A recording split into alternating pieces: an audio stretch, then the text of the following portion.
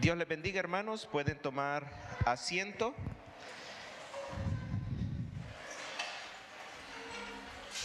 Hermanos, oremos todos juntos por la familia Cepeda, la familia de nuestra hermana Irma Cepeda, también sus hijos, también un amigo del ministerio de MEPI, el doctor Jorge Ponce, también es un familiar de él quien ha fallecido, don Rafael Cepeda. Oremos por ellos y mostrémosle nuestro cariño. Hermanos, desde hace un par de meses hemos estado repasando aspectos de nuestra declaración doctrinal. En orden cronológico hemos repasado lo que es la doctrina de Dios el Padre, la administración de la disciplina de la iglesia, la doctrina de la iglesia en sí, la doctrina de Dios el Hijo y la doctrina de la salvación. De hecho, el domingo pasado, 31 de octubre, tuvimos una reunión especial para hablar sobre la Reforma Protestante y eso nos ayudó a reforzar algunos aspectos de la doctrina de la salvación, especialmente el de la justificación. Y hermanito, hermanita, amado en el Señor, si usted me dice, pastor, yo no me he dado cuenta de nada de eso, yo ni me doy cuenta que están repasando la doctrina de la iglesia, pues eso será, hermanito, porque no ha estado viniendo tan seguido o porque no ha estado poniendo suficiente atención.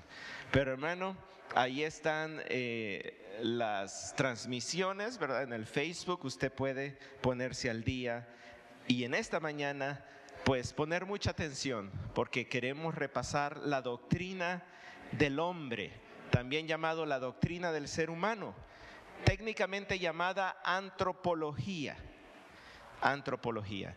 Y al mismo tiempo, hermanos, que hablamos de antropología, la doctrina del hombre, vamos a estar hablando de otra doctrina que es inseparable y es la doctrina del pecado. Porque cuando hablamos del hombre, hermanos, tenemos que hablar también del pecado. Vamos a estar leyendo algunos aspectos de nuestra declaración doctrinal y vamos a estar haciendo bastantes comentarios acerca de nuestra declaración doctrinal, hermanos.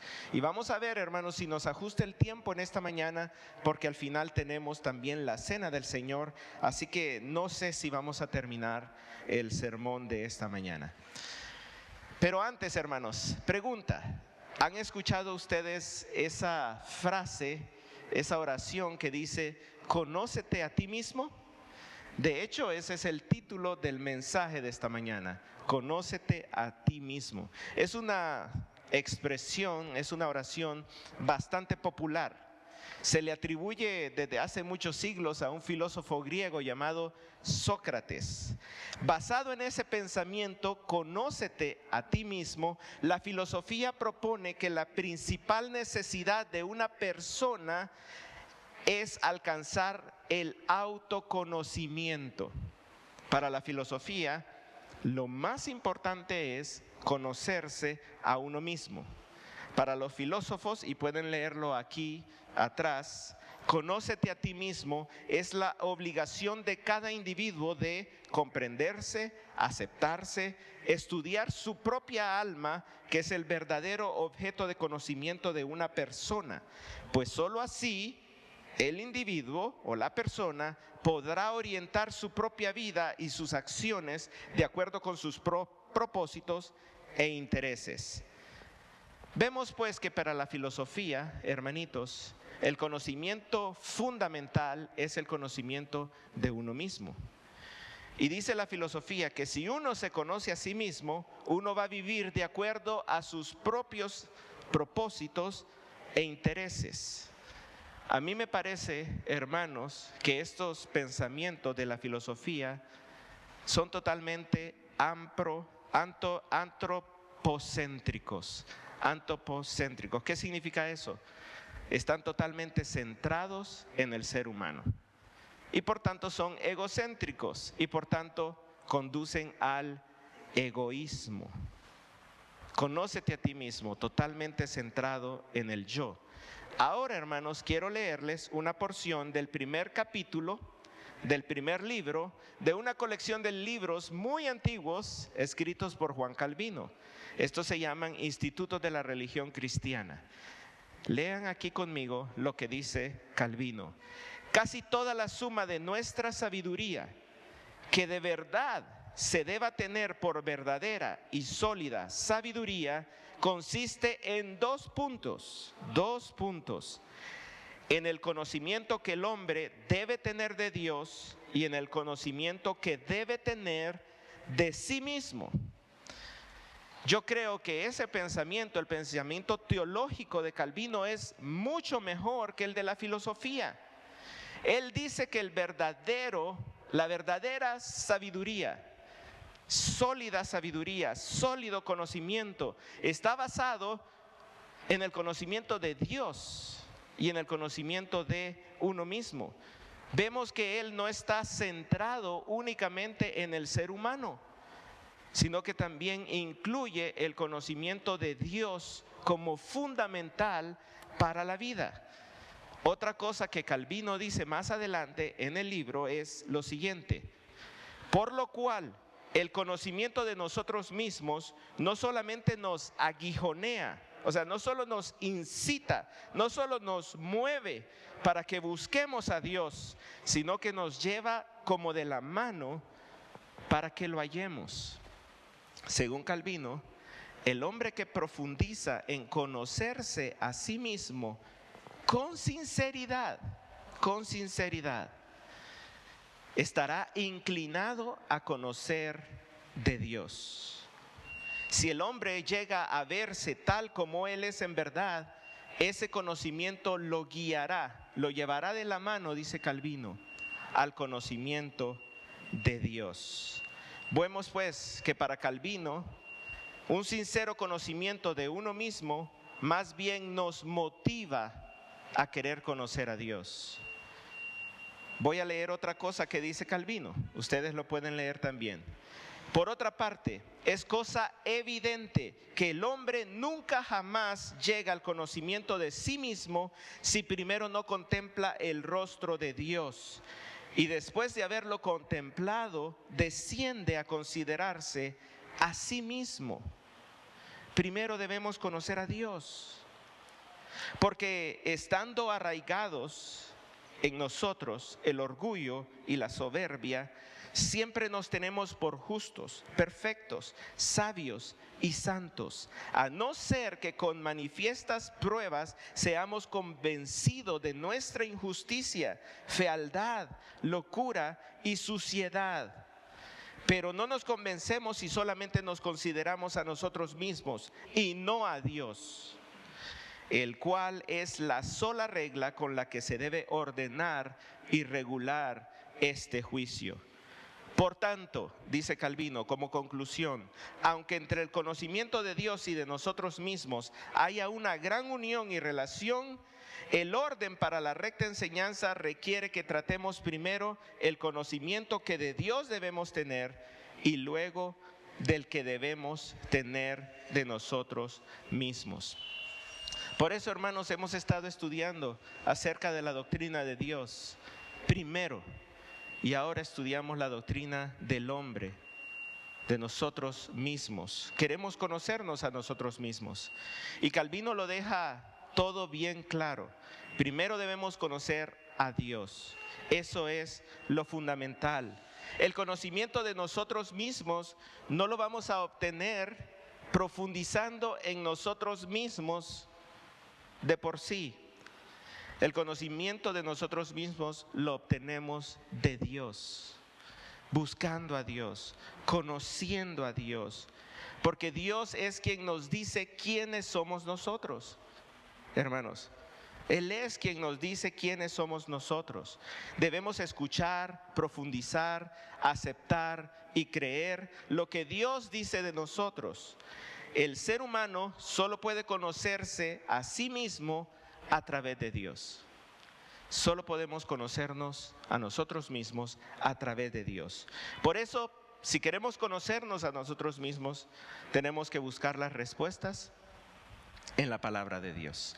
Así que vamos a leer, hermanos, algunos artículos de nuestra declaración doctrinal y vamos a estar explicando bastante lo que creemos. Primer artículo de nuestra declaración doctrinal acerca del hombre, acerca del ser humano. Creemos que el hombre fue directa e inmediatamente creado por Dios a su imagen y semejanza. El hombre fue creado libre de pecado, con una naturaleza racional, con inteligencia, voluntad, determinación personal y responsabilidad moral para con Dios. El hombre también fue creado por Dios como varón o hembra, dos sexos biológicamente definidos y distintos, establecidos por Dios para cada individuo. La confusión entre los dos sexos es una abominación para Él. Este es el primer artículo de lo que nosotros creemos acerca del ser humano. Voy a estar explicando algunos asuntos bien importantes. Primero, hermanos, dice la declaración doctrinal: creemos que el hombre fue directa e inmediatamente creado por Dios. Directa e inmediatamente creado por Dios. Otra forma de decir eso, hermanos, para que lo entendamos bien claro, es que somos creacionistas. Interpretamos la creación literalmente. Dicho de otra forma, no somos evolucionistas. Creemos que la teoría de la evolución cae dentro de lo que vimos en 1 Timoteo 6:20. Falsa ciencia, o literalmente pseudo conocimiento. Hermanos, lo dije cuando estábamos estudiando 1 Timoteo 6, lo vuelvo a decir ahora. La Biblia no rechaza, no condena a la ciencia en sí misma. Lo que la Biblia condena, lo que la Biblia rechaza, son esas teorías que se presentan como si fuera realidad, pero que realmente solo son objeciones o contradicciones a lo que la palabra de Dios afirma, a lo que la palabra de Dios dice. Eso es lo que la Biblia condena, la especulación humana. Por el otro lado, le damos gracias a Dios, damos la gloria a Dios por los grandes avances científicos y tecnológicos. De verdad, damos la gloria a Dios. ¿Y por qué digo que damos la gloria a Dios? Porque todos esos avances no serían posibles si Dios no nos hubiera hecho como nos hizo. Si Dios no nos hubiera creado como seres racionales, como seres con intelecto, como seres con capacidad creativa, con capacidad comunicativa, con memoria, con destreza, etcétera, etcétera, etcétera, hermanos. Si Dios no nos hubiera hecho con todas esas características, ninguno de los avances de la ciencia fueran posibles. Si no, hermanos, les pregunto, ¿qué avance han logrado los animales que no fueron hechos con esas características? Pero, hermanos, tenemos que reconocer que la teoría de la evolución y la creación son totalmente o mutuamente excluyentes. Se contradicen la una a la otra y se rechazan la una a la otra. Si una de estas cosas es verdadera, la otra no puede ser verdadera. No puede ser verdadera. Solo una de las dos, la creación o la teoría de la evolución, puede quedar en pie. Y obviamente es la creación, la palabra de Dios. En cuanto a esto, hermanos, es posible que ustedes escuchen o hayan escuchado que hay cristianos famosos que han dicho que la creación y la evolución no son incompatibles. Es posible que hayan escuchado que algunos cristianos famosos piensan que pueden coexistir las dos cosas y que de hecho son complementarias. De hecho, hermanos, hoy existe una teoría llamada la creación evolutiva o la creación evolucionista, que simplemente, hermanos, es la combinación de las dos cosas. Ellos intentan conciliar creación con evolución. Hay un sitio en internet llamado Biólogos, es en inglés, así que creo que significa biólogos, fundado por Francis Collins, quien es uno de los principales científicos y genetistas del mundo, y él afirma ser cristiano. Él describió el gen de la fibrosis quística, no sé qué es eso, pero suena impresionante. Y también dirigió un equipo internacional que cartografió por primera vez el genoma humano completo. O sea, él fue el que dirigió a la gente que descubrió el mapa del ADN. Este sitio web, del cual es fundador, biólogos, tiene el respaldo de famosos pastores, famosos teólogos y escritores. Uno de ellos, y el que yo más lamento verdaderamente, es Tim Keller, un cofundador de la Coalición para el Evangelio. Y él también publica una lista de escritores, pastores y teólogos ya muertos que también han creído en esta creación evolutiva, combinando creación con evolución. Por ejemplo, y me duele decir estos nombres, John Stott, C.S. Lewis y Billy Graham. Pero escuchen, hermanos, ¿qué es lo que la creación evolutiva dice sobre el ser humano? Pongan atención, léanlo ahí. Creemos que Dios creó a los seres humanos en continuidad biológica con toda la vida en la tierra. Subrayado, en continuidad biológica con toda la vida en la tierra, pero también como seres espirituales. Dios estableció una relación única con la humanidad al dotarnos de su imagen y llamarnos a una posición elevada dentro del orden creado. A lo que hay que ponerle atención ahí, hermanos, es a eso. Continuidad biológica con toda la vida en la tierra. ¿Saben lo que eso significa? Léanlo aquí también. Escuchen lo que eso significa para ellos, para los que creen en la creación evolutiva. Dicen ellos, cuando múltiples interpretaciones de las Escrituras son posibles, la iglesia puede beneficiarse de considerar lo que Dios ha revelado en el mundo natural, porque una interpretación adecuada de las Escrituras no entrará en conflicto con lo que encontramos allí. En biólogos o biólogos nos convencen las pruebas científicas de que el Homo sapiens evolucionó, surgiendo hace unos 200,000 años y compartiendo ancestros comunes con el resto de la vida en la tierra.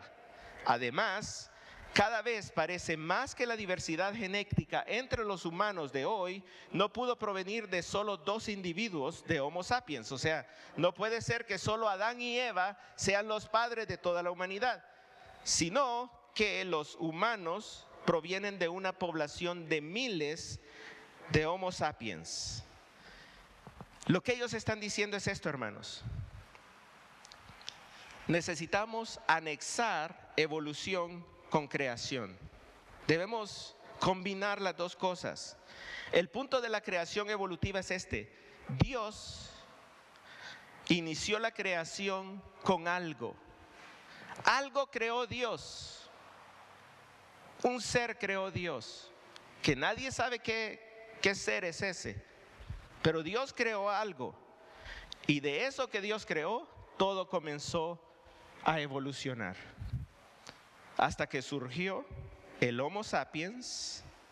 Y por tanto el hombre actual, usted y yo, no venimos de Adán y Eva, sino que venimos de miles de generaciones de Homo sapiens. A eso se reduce el pensamiento de la creación evolutiva. Dios creó algo. Ellos no saben qué fue lo que Dios creó, pero de ahí evolucionó el Homo sapiens. Esa teoría, hermanos, contradice totalmente lo que la Biblia dice, no solo en Génesis, sino que en muchos lugares. Solo para citar 2 ejemplos, hermanos. Si lo que la creación evolutiva piensa o cree es cierto, entonces ese relato de cuando Dios hizo a la mujer de la costilla de Adán es puro cuento. Es un cuento de hadas, fantasía en la Biblia, ciencia ficción. Eso es. Por otro lado, si lo que la creación evolucionista dice es cierto, entonces, hermanos, cuando leemos esa creación especial del hombre, pierde todo sentido. Si ustedes leen Génesis capítulo 1, ustedes van a ver que del día 1 al día 5, todo lo que Dios creaba era, y Dios dijo, sea tal cosa. Y la tal cosa fue. Dios dijo, sea, y la cosa fue. Pero cuando llega la creación del hombre, hay una gran diferencia. Dijo Dios, hagamos al hombre a nuestra imagen y semejanza. Si lo de que la creación evolutiva dice cierto, eso pierde todo su sentido. Todo su sentido, porque solo somos producto de una continuidad biológica, de una evolución a través de miles, cientos de miles o millones de años. Pronto, hermanos, vamos a comenzar a estudiar el libro de Génesis. Vamos a estudiarlo, no todo, vamos a estudiar hasta el capítulo 12.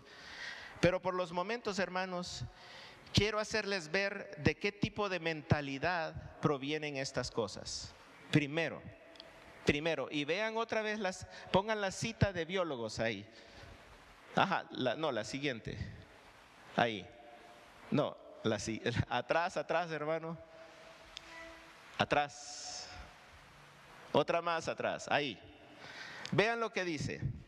Ellos dicen que cuando hay múltiples interpretaciones de la Biblia, dice que la iglesia lo que tiene que hacer es fijarse en la naturaleza. Ellos dicen, la interpretación adecuada de la Biblia no entrará en conflicto con lo que encontramos allí, o sea, en lo que Dios ha revelado en el mundo natural. En otras palabras, hermanos, lo que ellos están diciendo es esto: lo que dice la Biblia tiene que ajustarse, no puede contradecir lo que el hombre ve o encuentra en la naturaleza. En otras palabras, la observación de la naturaleza debe gobernar nuestra interpretación de las Escrituras. Eso está patas arriba, hermanos. Es todo lo contrario. Nuestra interpretación de la Biblia debe gobernar todo lo que vemos, encontramos, creemos o hacemos. Todo eso debe ajustarse a la palabra de Dios. Si algo vemos en la naturaleza que se contradice con lo que dice la Biblia, significa que estamos viendo mal la naturaleza, que debemos corregir cómo estamos observando la naturaleza. Segundo, quiero mostrarles lo que dice biólogos sobre su declaración doctrinal. Miren lo que dice en la declaración doctrinal de biólogos. Creemos que la Biblia es la palabra inspirada y autoritativa de Dios. Inspirada y autoritativa de Dios.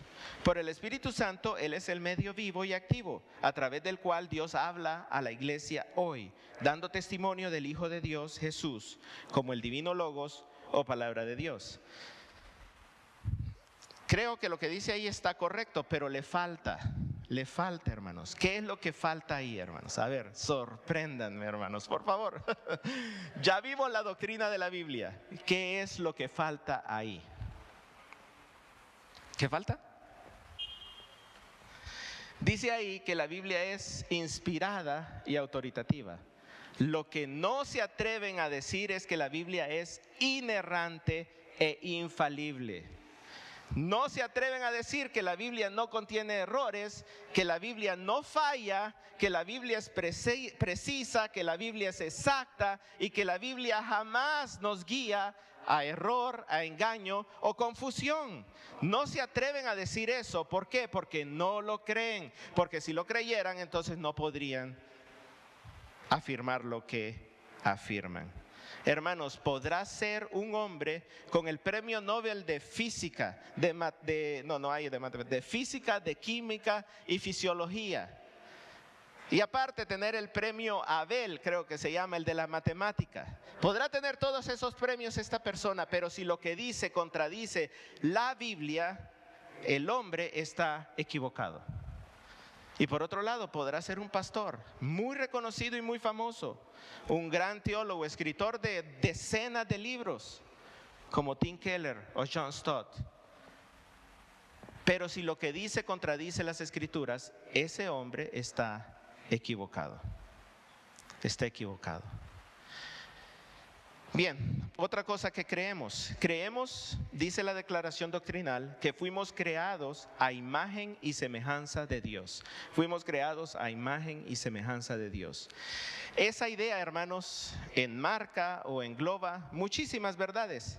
De una manera bien amplia, imagen, semejanza de Dios, se refiere a todo lo que nos distingue, a todo lo que nos hace diferentes del resto de la creación, de todo lo demás que fue creado. Todo lo que hace diferente al ser humano, de alguna manera se puede decir que es la imagen y la semejanza de Dios. De ninguna otra creación se dice que fue hecha a imagen y semejanza de Dios. No se dice de los animales, no se dice de las plantas, ni siquiera de los ángeles. Se dice que hayan sido creados a la imagen de Dios. La misma declaración doctrinal nos explica qué significa eso de la imagen y semejanza de Dios. Dice, el ser humano fue creado libre de pecado, o sea, santos, inocentes, puros.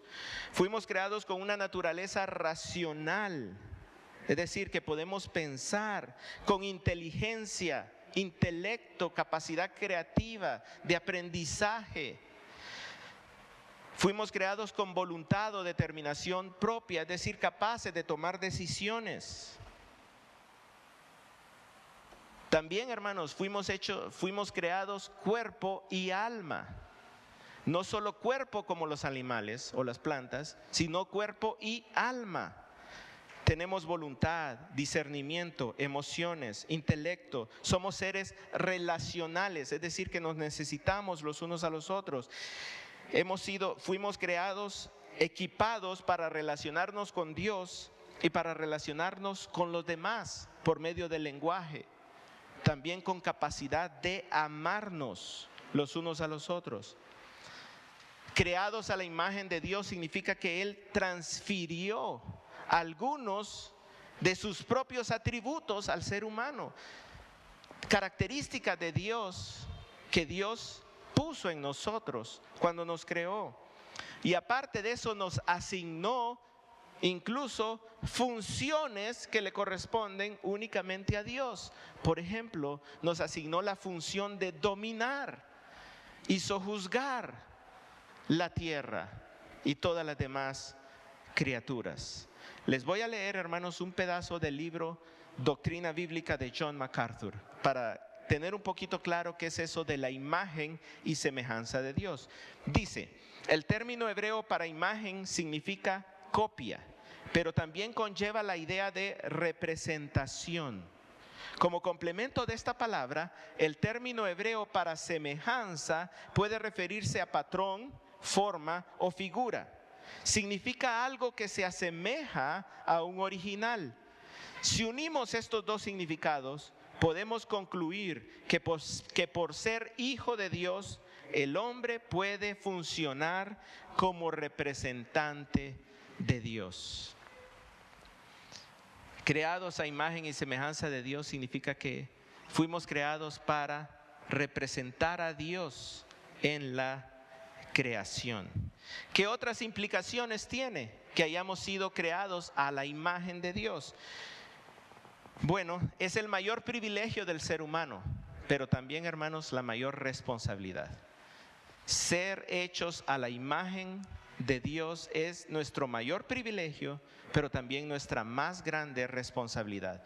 Les voy a leer algo que vi en el seminario de BJU, Bob Jones University. Dice, el hecho de que la humanidad comparta la imagen de Dios es la base de nuestra obligación. Ser la imagen de Dios es la base de nuestra obligación de reconocer, mantener y defender la vida, la dignidad sagrada de todas las personas dentro de los dictados del Creador. Es el fundamento lógico implícito en la regla del oro. ¿Se acuerdan la regla del oro? Todo lo que querráis que los hombres hagan con vosotros, haced también vosotros con ellos. Por eso es malo tanto asesinar como no ejecutar al asesino. Génesis 9:6. Y por eso es malo incluso rebajar o maltratar a un semejante. Santiago 3:9. Ejercer el dominio en la imagen de Dios es un privilegio único que conlleva una responsabilidad única. De hecho, la imagen de Dios implica actuar como Dios. Y eso de actuar como Dios, hermanos, ya nos acerca a la idea de que fuimos creados para darle la gloria a Dios. Entonces, hermanos, resumiendo un poco eso, cuando decimos que creemos que el hombre fue creado a la imagen de Dios, estamos diciendo que creemos en la igualdad de valor. Igualdad de valor. Para nosotros toda vida humana tiene el mismo valor. Un hombre tiene igual valor como persona que cualquier otro hombre. Un hombre tiene igual valor como persona que una mujer. Un adulto tiene igual valor como persona que un niño. Una persona ya nacida tiene igual valor como persona que una que todavía no ha nacido. Y también ninguna otra criatura tiene igual valor o mayor valor que un ser humano. Y eso va para los que adoran a los perritos y a los gatitos y a las tortugas y a las ballenas, que las defienden más que a los seres humanos. Creer que fuimos creados a la imagen de Dios implica respeto a la vida.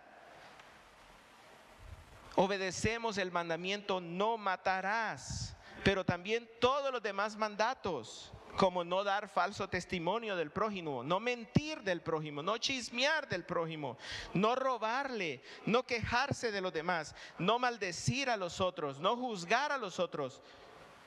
La regla del oro.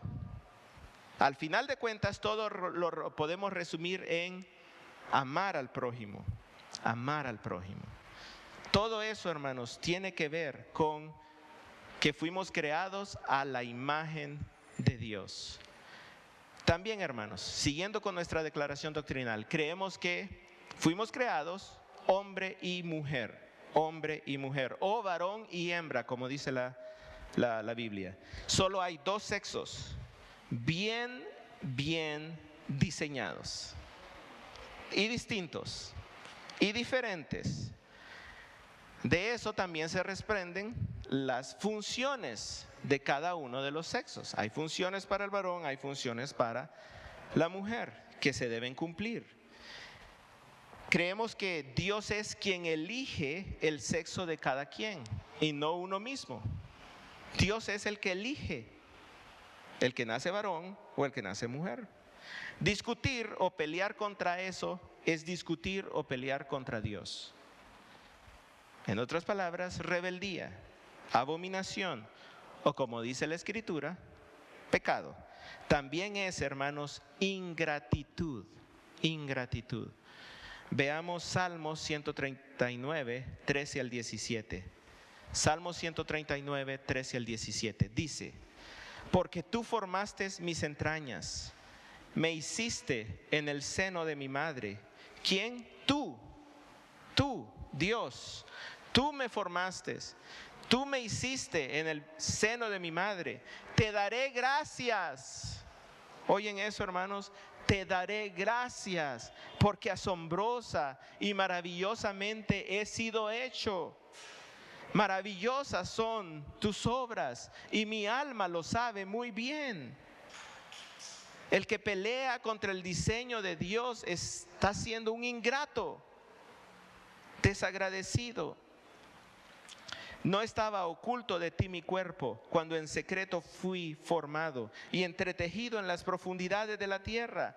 Tus ojos vieron mi embrión y en tu libro se escribieron todos los días que me fueron dados, cuando no existía ni uno solo de ellos. Cuán preciosos también son para mí, oh Dios, tus pensamientos. Cuán inmensa es la suma de ellos. Vamos ahora a leer el segundo artículo de nuestra declaración doctrinal. Hasta ahora solo hemos visto el primero. Veamos el segundo. Creemos que la intención de Dios en la creación del hombre fue que el hombre glorificara a Dios, disfrutara de la comunión con Dios, viviera su vida en la voluntad de Dios y de esta manera cumpliera el propósito de Dios para el hombre en el mundo. Hermanitos, hasta que no entendemos, o hasta que entendemos, mejor dicho, que el hombre no es producto de una continuidad biológica, ni del azar, ni de una casualidad, ni de una gran explosión, hasta que entendemos que el hombre no se hizo a sí mismo, hasta entonces, hermanos, podemos dar gloria al Creador. Hasta que reconocemos estas cosas, podemos decir como Pablo, en Hechos 17, 24 en adelante: el Dios que hizo el mundo y todo lo que en él hay, puesto que es Señor del cielo y de la tierra, no mora en templos hechos por manos de hombres, ni es servido por manos humanas, como si necesitara de algo, puesto que Él da vida y aliento a todas las cosas.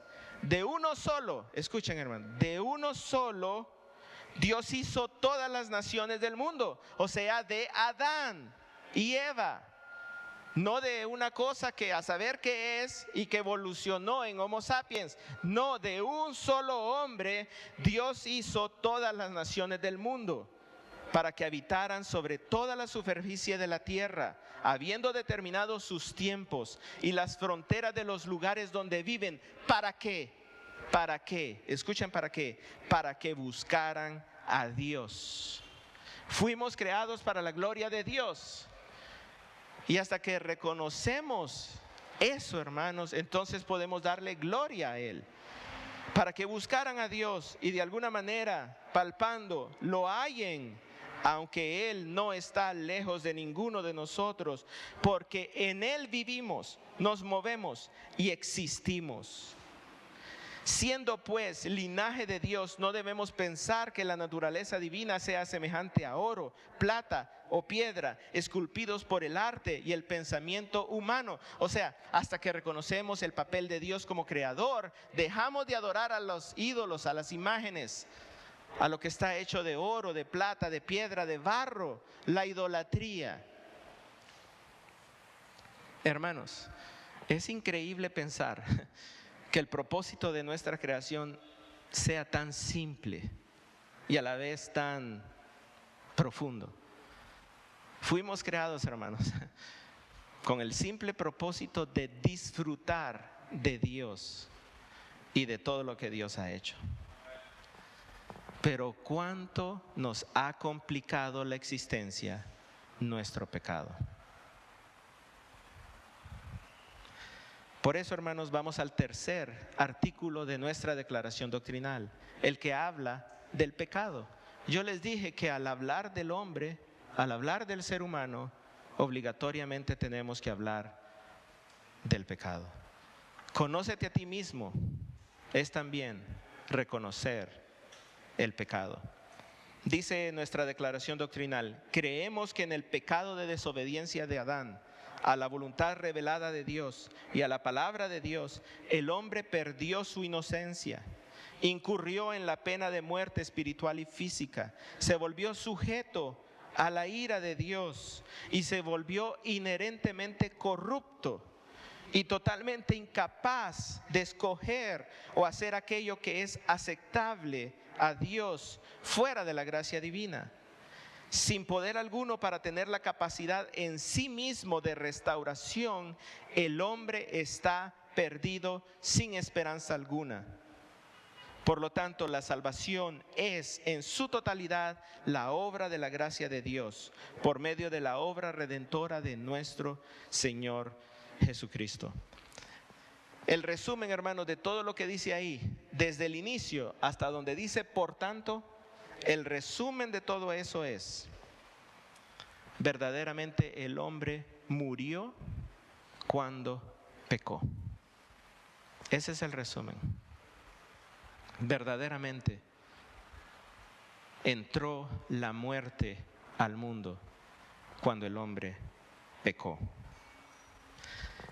Y después del por tanto que dice ahí, por tanto, el resumen de todo lo que viene después es: por eso el hombre necesita de un Salvador. Cuarto artículo de nuestra declaración doctrinal. Creemos que debido a que todos los hombres de todas las épocas de la historia estaban en Adán, o sea, representados por Adán, él es nuestro representante, nuestra cabeza, se les ha transmitido una naturaleza corrompida por el pecado de Adán, siendo Jesucristo la única excepción. Por lo tanto, todos los hombres son pecadores por naturaleza, por decisión personal y por declaración divina. En la caída, hermanos, cuando el hombre pecó, violó la diferencia entre creador y criatura, porque decidió actuar por sí mismo, decidió actuar de una manera autónoma, decidió actuar separado de Dios. Eso, hermanos, ocasionó que la imagen de Dios se estropeara, pero no se perdiera. Bien importante. Seguimos, aunque somos pecadores, seguimos teniendo la imagen de Dios manchada, estropeada, dañada por el pecado. Las relaciones del ser humano se resintieron. Con respecto a Dios, estamos muertos espiritualmente. Con respecto al prójimo, hay tensión entre hombres y hombres, entre hombres y mujeres. Las mujeres deben sufrir dolores en el parto. Con respecto a la creación, la tierra ahora trabaja contra el hombre y lo frustra. Y la tierra se tragará al hombre el día de su muerte. Somos pecadores, hermanos, todos, por una triple causa: por la naturaleza que heredamos de Adán, por decisión personal, porque cada uno de nosotros ha sabido discernir el bien del mal y ha decidido muchas veces por el mal. Así como Adán decidió rebelarse, cada uno de nosotros ha decidido rebelarse contra Dios. Puede ser que en sus vidas hay cosas que ustedes saben, hermanitos, que son clara y frontal rebeldía contra Dios, porque están haciendo lo que la Biblia no les permite, pero siguen, continúan en el pecado, no lo rechazan, no lo mortifican, no les importa lo que dice Dios. Por declaración divina también somos pecadores, porque Dios con toda justicia nos ha declarado pecadores.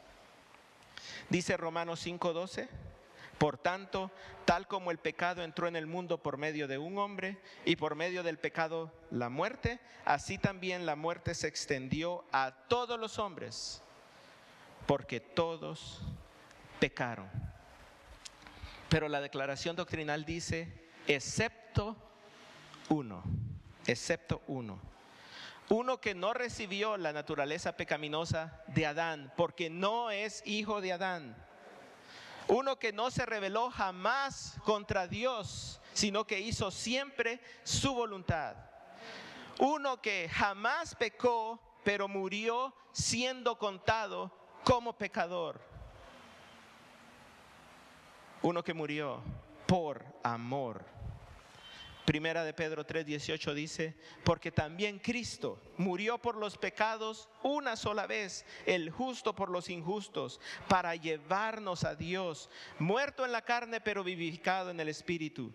Hebreos 7:26 dice: porque convenía que tuviéramos tal sumo sacerdote, santo, inocente, inmaculado, aparte de los pecadores y exaltado más allá de los cielos, que no necesita, como aquellos sumos sacerdotes, ofrecer sacrificios diariamente, primero por sus propios pecados y después por los pecados del pueblo, porque esto Jesús lo hizo una vez para siempre, cuando Él mismo se ofreció.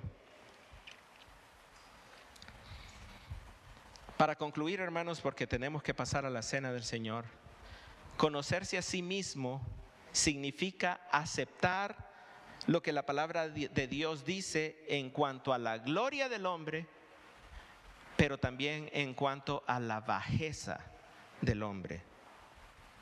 Reconocer las dos cosas, la gloria del hombre y la bajeza, la vergüenza del ser humano. La gloria del hombre es que fuimos creados a la imagen y semejanza de Dios como ninguna otra criatura, para que pudiéramos disfrutar del conocimiento y de la comunión íntima con Dios, y para que pudiéramos ejercer el dominio de la creación como representantes de Dios. Por eso Dios nos hizo de una forma especial, como a ninguna otra cosa creada. Para ello Dios nos compartió, nos transfirió de sus propios atributos, de sus propias perfecciones. Conocerse a uno mismo es reconocer esto, pero también reconocer nuestra bajeza. Reconocer, hermanos, que nos rebelamos contra Dios y que nosotros mismos estropeamos, dañamos, manchamos la imagen de Dios en nosotros, y que quedamos separados de Dios por causa de nuestro pecado. Conocerse a nosotros mismos significa reconocer que fuimos creados gloriosamente a la imagen de Dios, pero por nuestro pecado manchamos esa imagen. Pero, aquí está el pero, como siempre hay gloriosos peros, esa imagen puede ser restaurada y será restaurada por la resurrección de entre los muertos. Será restaurada por Colosenses 1:16, la imagen del Dios invisible, el primogénito de toda creación, en quien tenemos redención, el perdón de los pecados, porque agradó al Padre que en Él habitara toda la plenitud, y por medio de Él reconciliar todas las cosas consigo, habiendo hecho la paz por medio de la sangre de su cruz. Por medio de Él, repito, ya sean las cosas que están en la tierra o las que están en los cielos. Y aunque nosotros estábamos alejados y éramos de ánimo hostil, ocupados en malas obras, sin embargo ahora Dios nos ha reconciliado en Cristo, en su cuerpo de muerte, en su cuerpo de carne, mediante su muerte, a fin de presentarnos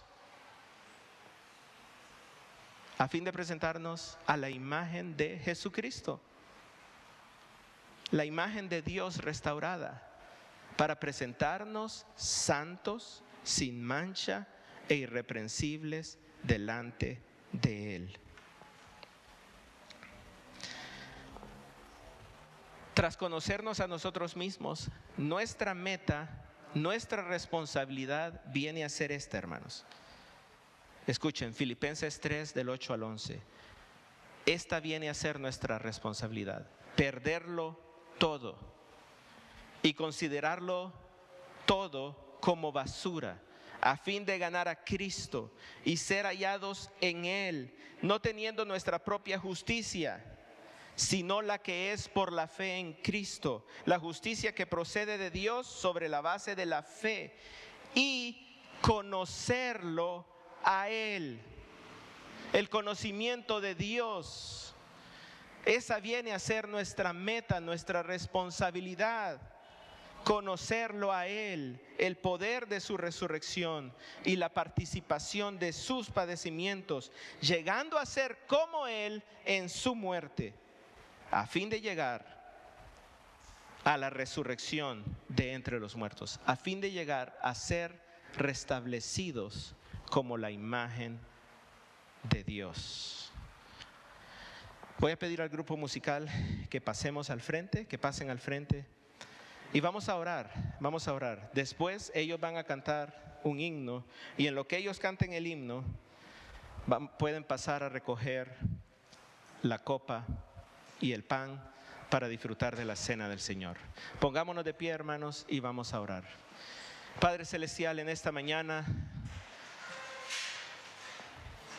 oro, Señor, que en el corazón de cada uno de nosotros exista esa humildad de reconocer nuestra bajeza, nuestra vergüenza, nuestro oprobio, nuestra mancha, el pecado que hay en nosotros.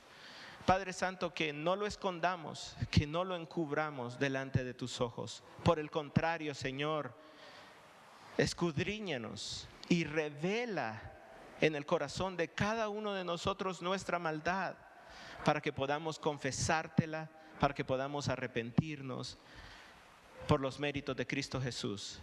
Sabemos, Señor, que tú nos perdonarás. Sabemos, Señor, que su sacrificio en la cruz es suficiente, Padre, para que todo aquel que cree en Él y se arrepiente de sus pecados alcance perdón, alcance salvación. Padre Santo, en esta mañana, Señor, celebramos la obra de Cristo Jesús y anunciamos que Él viene pronto, Padre.